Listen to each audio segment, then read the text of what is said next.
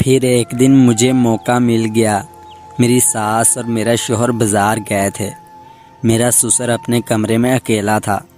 جیسے ہی مجھے پتہ چلا کہ میری ساس اور میرا شوہر بازار گئے ہیں تو میں اپنے کمرے سے باہر نکلی اور اپنے سسر کے کمرے کی طرف چل پڑی۔ میں نے دروازے پر دستک دی۔ انہوں نے کہا، آ جاؤ اندر، باہر کیوں کھڑی ہو؟ میں جلدی سے کمرے کے اندر داخل ہوئی اور میرے سسر نے کمرے کا دروازہ بند کر دیا۔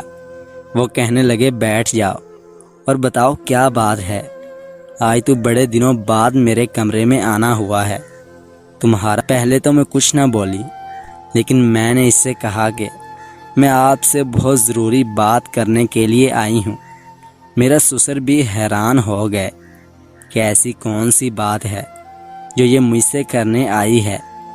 پھر میں نے بولنا شروع کر دیا اور اپنے سسر کو بتانا شروع کیا کہ میرا شوہر رات کو میرے ساتھ کچھ نہیں کرتا اور جا کر اپنے دوست کے کمرے میں سو جاتا ہے، یہاں تک کہ میری خواہشات اور ضروریات کو بھی پورا نہیں کرتا۔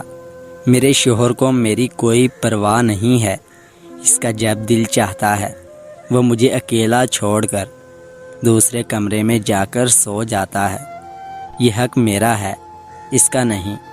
میں غصے سے بولی، میرے سسر میری یہ بات سن کر اور یہاں تک کہ تمہاری ساس نے بھی مجھے کبھی نہیں بتایا، لیکن اس دن میں نے اپنے سسر کو ساری حقیقت بیان کر دی تھی کہ آج تک اس نے مجھے کچھ نہیں کیا۔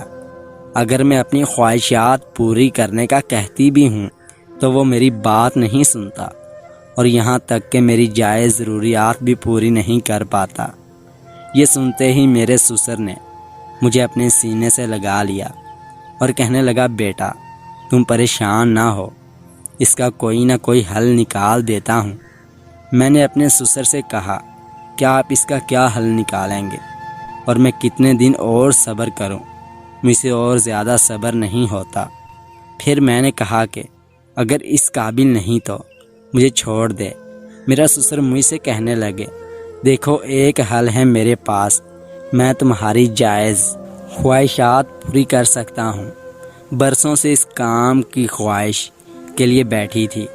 میں نے اپنے سسر سے کہا، ٹھیک ہے، اگر آپ میری خواہش پوری کر سکتے ہیں تو میں اپنے شوہر کی طرف نہیں دیکھوں گی، آپ کی دیوانی ہوں۔ دوستو، اگر آج کی یہ کہانی پسند آئے تو چینل کو لازمی سبسکرائب کریں، ویڈیو کو لائک اور شیئر کریں۔ شکریہ۔